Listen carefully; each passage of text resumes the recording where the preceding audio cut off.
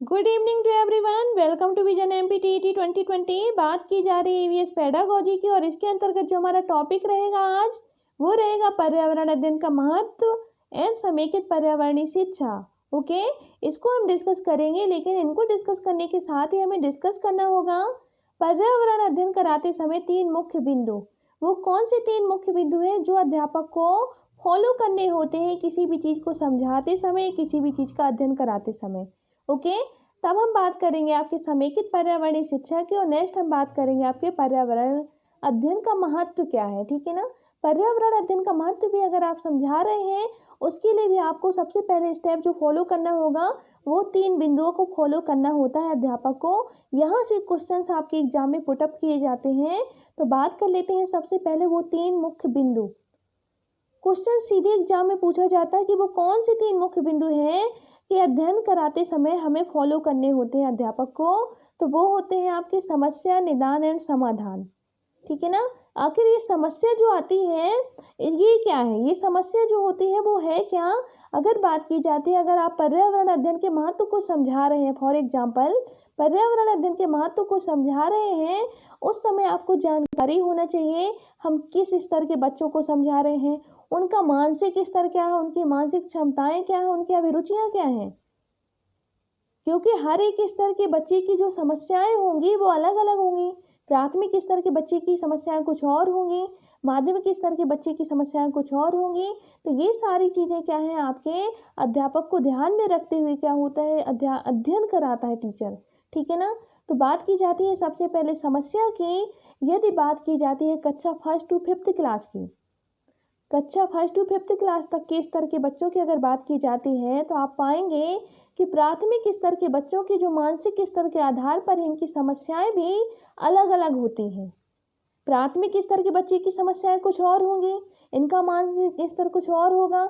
6 class to 8 class तक के जो बच्चों का मानसिक स्तर होगा वो कुछ और होगा।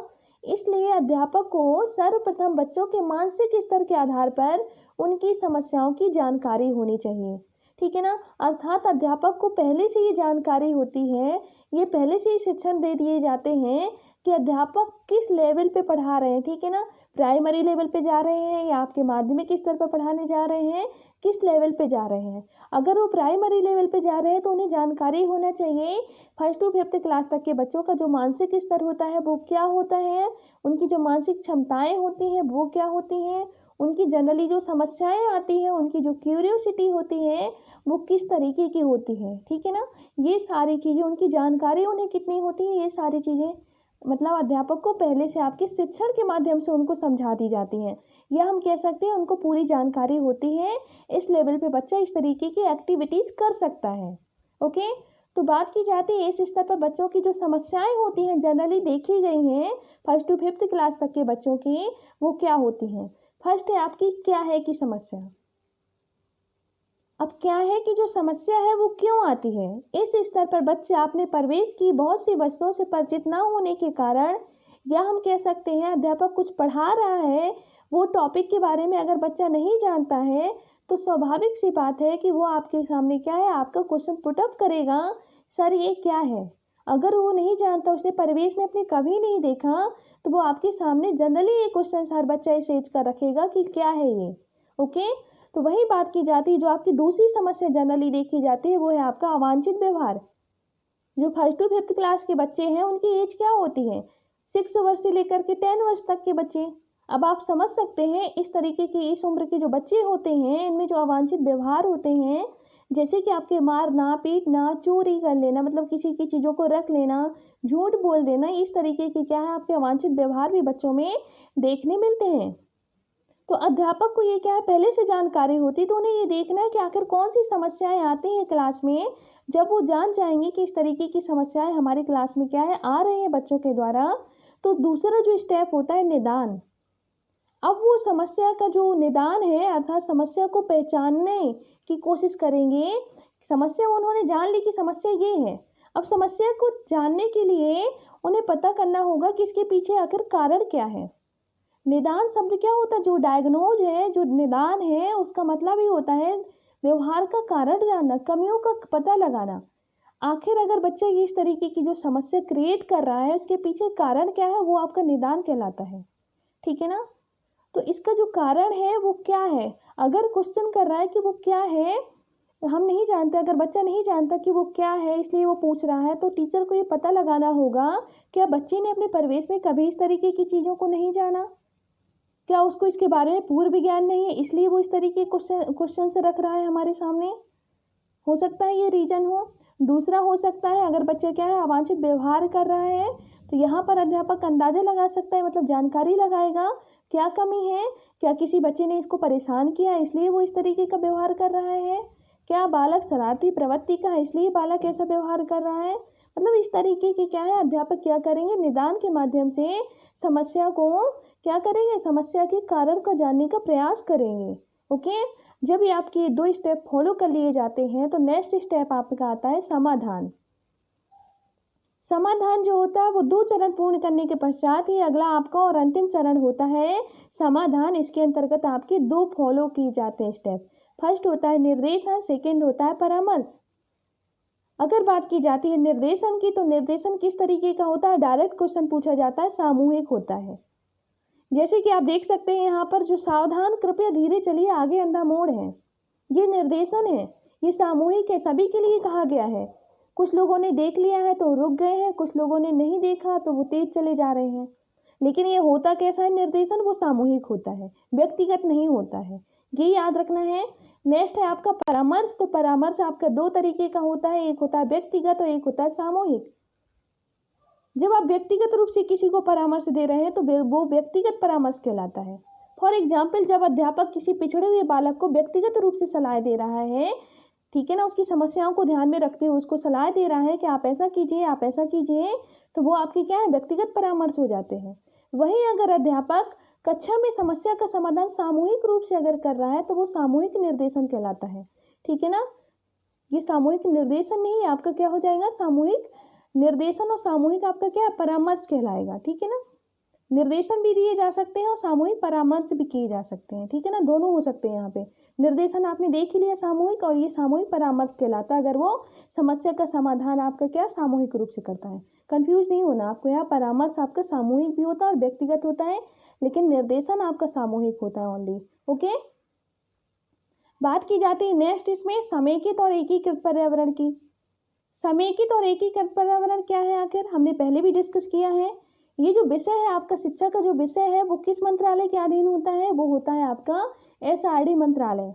अभी तक तो HRD मंत्रालय संभालता था, लेकिन इसका नाम वर्तमान में चेंज होकर के शिक्षा मंत्रालय रख दिया गया है, education ministry. Human resource development की जगह क्या रख दिया गया है, एजुकेशन मिनिस्ट्री, वर्तमान में इसका नाम है। अगर बात की जाती है जो समेकित और एकीकृत पर्यावरण की जो अवधारणा है वो आपके NCF 1975 ने सबसे पहले प्रस्तुत की थी, सबसे पहले प्रस्तुत की 1975 में की गई NCF द्वारा। लेकिन व्यवहारिक रूप न होने के कारण या व्यवहारिक रूप प्रदान नहीं किया गया इसको, इसलिए इसको क्या है, व्यवहार में नहीं अपनाया गया। ठीक है ना, अगर बात करते हैं यहीं पर NCF 2005 की, NCF 2005 द्वारा समेकित अवधारणा को प्रस्तुत किया गया। NCF 2005 ने पुनः क्या किया, आपके समेकित अवधारणा को प्रस्तुत किया, और सामाजिक विज्ञान की जो अवधारणा थी जो चली आ रही थी पहले से, उसकी जगह उन्होंने क्या किया, पर्यावरण अध्ययन की अवधारणा का क्या किया, सुझाव दिया, और ये मान्य कर लिया गया। अब पर्यावरण अध्ययन की अवधारणा क्या थी, जो समेकित एकीकरण जो है, समेकित और एकीकरण की जो अवधारणा थी वो क्या थी, वो यही थी कि पर्यावरण अध्ययन के अंतर्गत ही अन्य जो विषय हैं आपके, इतिहास है, भूगोल है, विज्ञान है, इन सभी को समेकित या एकीकृत करके क्या है, बच्चों को पढ़ाना चाहिए। मतलब आपस में रिलेट करके आप चीज़ों को पढ़ाइए, अलग अलग विषय के रूप में इनको मत पढ़ाइए, क्योंकि बच्चों का लेवल इतना नहीं होता कि बच्चे उसको क्या है, समझ सकें, बच्चे उसको सीख सकें। बच्चों का लेवल इतना ज़्यादा नहीं होता इस लेवल पे, 1st to 5th क्लास के बच्चों का। वही चीज़ अभी हमने पीछे डिस्कस की है, जो आपका बेसिक हमने 3 चीज़ें आपकी क्या है, समस्या है, आपका निदान है और आपका समाधान है, उसको डिस्कस किया है, वो आपका हर जगह फॉलो किया जाएगा कि आखिर आप किस लेवल के बच्चों को पढ़ा रहे हैं। ओके, वही चीज़ है कि आपके 1st to 5th क्लास के बच्चों का लेवल इतना ज़्यादा नहीं होता कि आप हर विषय को अलग अलग पढ़ाइए।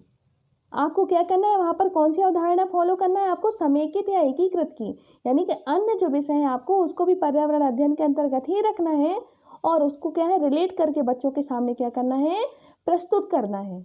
बच्चों को उनके परिवेश से जोड़ करके क्या है चीज़ों को आपको प्रस्तुत करना है। ओके, नेक्स्ट हम देखेंगे पर्यावरण अध्ययन का जो महत्व है वो आखिर है क्या, क्यों जरूरी है पर्यावरण अध्ययन का महत्व। ओके, तो पर्यावरण अध्ययन ही मनुष्य का प्रकृति के साथ प्रत्यक्ष संबंध बनाता है। पहली बात तो अब हम पर्यावरण में कर क्या रहे हैं, पर्यावरण अध्ययन में हम क्या कर रहे हैं, यानी कि हम सारे विषय को उनके जो परिवेश है वो अपने चारों ओर जो देख रहे हैं उनको उससे रिलेट करके बच्चों के सामने क्या कर रहे हैं, प्रस्तुत कर रहे हैं। क्या आप विज्ञान में वनस्पतियाँ नहीं पढ़ते हैं, क्या विज्ञान में आप भोजन नहीं पढ़ते, वो कहाँ से आ रहा है, कृषि कहाँ से आ रही है, ये सारी चीज़ें आपने विज्ञान में पढ़ी हैं, लेकिन हम उनके जीवन से क्या कर रहे हैं, जोड़ रहे हैं। भोजन आपने विज्ञान में पढ़ा है, लेकिन हम उनके क्या है परिवेश से जोड़ रहे हैं, उनके शरीर से क्या है, उनके जितने भी पाचन अंग हैं उनसे जोड़ करके क्या कर रहे हैं, बच्चों के सामने प्रस्तुत कर रहे हैं। जो जल है आपका, तो क्या जल के बारे में हम बच्चों को क्या कर रहे हैं, आपके चारों तरफ के परिवेश से जोड़ करके हम बच्चों को पढ़ा रहे हैं।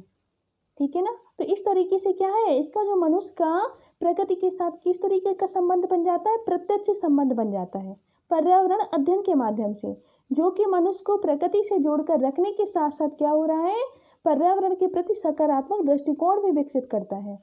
सकारात्मक दृष्टिकोण किस तरीके का, उन्हें पता है कि अगर हम बच्चों को आज काटेंगे तो कल के दिन हम क्या होगा, हम बहुत परेशान हो जाएंगे, हमें O2 के लिए क्या होगा, कहाँ परेशानी होगी। जैसा कि आज हम प्रेजेंट मतलब सिनेरियो में हम देख भी रहे हैं किस तरीके की क्या है आपकी आपदाएं, आपकी परिस्थितियां क्या हो रही हैं, समस्याएं आपकी क्या हो रही हैं, आ रही हैं। ठीक है ना, नेक्स्ट है आपका पर्यावरण अध्ययन के द्वारा ही पृथ्वी पर मनुष्य और अन्य जीवों के अस्तित्व को कैसे सुरक्षित रखना है, ये सारी चीज़ें भी सिखाई जाती हैं। ठीक है ना, किस तरीके के आवास है, किस तरीके की अनुकूलता चाहिए मतलब जीवों को, आपके मनुष्य को, ठीक है ना, और जंतुओं को, ये सारी चीज़ें भी आपके पर्यावरण अध्ययन के अंतर्गत ही क्या होती हैं, सिखाई जाती हैं। ठीक है ना, इसलिए पर्यावरण अध्ययन का बहुत ही महत्वपूर्ण रोल है। नेक्स्ट है आपका पर्यावरण अध्ययन विभिन्न संस्कृति, सभ्यता एवं सामाजिक जीवन के महत्व को समझाने में महत्वपूर्ण भूमिका निभाता है। आपकी जितनी भी संस्कृतियां हैं समाज में है, वो समाज का है, लेकिन फिर भी आप क्या कर रहे हैं, वो पर्यावरण अध्ययन से जोड़ करके क्या कर रहे हैं, आप उसको मानते हैं, आप पूजा पाठ कर रहे हैं। ठीक है ना, आप किस में नहीं है, वो रिलीजन में है। ठीक है ना, फिर भी आप उसको पर्यावरण अध्ययन के अंतर्गत रख करके ठीक है आप क्या कर रहे हैं, आज भी उसको फॉलो कर रहे हैं। ठीक है ना, आज भी आप प्रकृति की पूजा कर रहे हैं। ठीक है ना, इस तरीके से क्या है आपको ये जो पर्यावरण अध्ययन है वो आपके परिवेश से जोड़ करके चीज़ों को समझा रहा है, जिससे आपको क्या है, जिससे आपको क्या होता है, समझने में आसानी होती है। और इसलिए हम कह सकते हैं कि पर्यावरण अध्ययन का महत्व जो है वो आपके लिए बहुत ही ज़्यादा क्या हो जाता है, इम्पोर्टेंट है। इसलिए क्लास 3 से लेकर के 5th क्लास तक की बुक में आपके पर्यावरण रखा गया है। ओके, नेक्स्ट आप देख सकते हैं कि जो पर्यावरण अध्ययन की जो विषय वस्तु है वो कैसी होती है, बाल केंद्रित रखी गई है, जिससे बच्चों को स्वयं खोजकर पता करने का अवसर मिले। बच्चे क्या कर रहे हैं पर्यावरण अध्ययन में, स्वयं मतलब खोज करके पता करें। ठीक है ना, अवसर निकालें, खुद प्रैक्टिकली 4 दीवारी से बाहर निकल करके क्या करें, अपने परिवेश से जोड़ें चीज़ों को। और अध्यापक भी उनको क्या कर रहा है, उनको उनके परिवेश से चीज़ों को जोड़ करके क्या कर रहे हैं, एक्सप्लेन कर रहे हैं। ठीक है ना, तो पर्यावरण अध्ययन के अंतर्गत ये सारे अध्ययन आपके किए जा रहे हैं। ठीक है ना, और सबसे बड़ी बात है जो आपकी समेकित और एकीकृत जो अवधारणा आ गई है उसके माध्यम से आपका पर्यावरण जो अध्ययन है वो क्या हो गया, अपने आप में बहुत ही ज़्यादा क्या हो गया, व्यापक हो गया है। ठीक है ना, इसलिए बच्चों को उनको अगर क्या है सारी चीज़ें सिखानी है, उनके जीवन से उनको बताना है जोड़ करके चीज़ों को, तो सबसे पहले ज़रूरी है कि आप बच्चों को उनके क्या करिए, आप पर्यावरण अध्ययन के महत्व के बारे में बताइए। पर्यावरण अध्ययन से मानव और बालक पर्यावरण को समझकर सामंजस्य स्थापित करना सीखता है। स्वाभाविक सी बात है, पर्यावरण अध्ययन के माध्यम से तो उसको पता चलता है कि हमारे बीच में क्या सामंजस्य है, हम किस तरीके से सामंजस्य स्थापित कर पा रहे हैं, करना चाहिए हमें। ठीक है ना, ये सारी चीज़ें उसे कहाँ से पता चल रही हैं, पर्यावरण अध्ययन से ही पता चल रही हैं। ठीक है ना, कि क्या चीज़ें मतलब प्रकृति के लिए हार्मफुल हो सकती हैं, वृक्षों का काटना किस तरीके से नुकसानदायक हो सकता है, ये सारी चीज़ें उसे पर्यावरण अध्ययन के अंतर्गत ही क्या होती हैं, आपके रूबरू कराई जाती हैं। और क्योंकि वो सारी चीज़ें उसके परिवेश से जुड़ी हुई हैं, इसलिए पर्यावरण अध्ययन विद्यार्थियों में समाज के प्रति ज्ञान, अभिरुचियां, विवृत्तियों और कौशलों को क्या कर रहा है, विकसित कर रहा है। क्योंकि सारी चीज़ें पर्यावरण अध्ययन से जुड़ी हैं, इसलिए उनकी जो ज्ञान है, उनकी अभिरुचियां हैं, जो विवृत्तियां हैं, कौशल है, ये क्या हो रहे हैं, डेवलप हो रहे हैं। ठीक है ना। नेक्स्ट है आपका, इसलिए क्योंकि आपने देखा कि बच्चों के परिवेश से जोड़ करके जब चीज़ें सिखाई जाएंगी तो बच्चों का कौशल क्या होगा, वहाँ पर डेवलप होगा। ठीक है ना। बच्चे क्या होंगे, बच्चे जागरूक होंगे, तो बच्चे खुद वहाँ पर डिसीजन लेंगे, खुद अपनी अभिरुचियाँ बताएंगे। तो इस तरीके से क्या है, आपका पर्यावरण अध्ययन का क्या है, बहुत ही महत्वपूर्ण कहें तो रोल है। वहीं पे अगर देखा जाए नेक्स्ट आपका, कि बच्चों के स्थानीय परिवेश के मुद्दों से जुड़े हुए और अंतर संबंधी समझ का विकास हो सके, इसके लिए पर्यावरण अध्ययन के पाठ्यक्रम में थीम को प्रस्तावित किया गया है। हमने उप विषय नहीं रखे, विषय के नाम नहीं रखे, हमने यहाँ पर क्या, पर्यावरण अध्ययन के अंतर्गत आपने देखा भोजन रखा गया, आवास रखा गया, यात्रा रखा गया है। इस तरीके के क्या है, आपके नाम रखे गए, थीम रखी गई हैं, जिससे क्या है, उनके स्थानीय परिवेश के जो मुद्दे हैं उनको जोड़ सके जाए उसमें, और उनकी जो समझ है उसको क्या है, डेवलप किया जा सके। इस तरीके से क्या है, आपके पर्यावरण अध्ययन का क्या है, ये महत्व है। आप देख सकते हैं इनडायरेक्टली क्वेश्चन बन रहे हैं यहाँ पर, लेकिन जो आपकी बेसिक चीज़ें हैं वो आपको जानकारी होनी चाहिए। कॉन्सेप्ट क्लियर करने के लिए रहती हैं ये सारी चीज़ें, तो आप कॉन्सेप्ट क्लियर कीजिए। Thank you to all.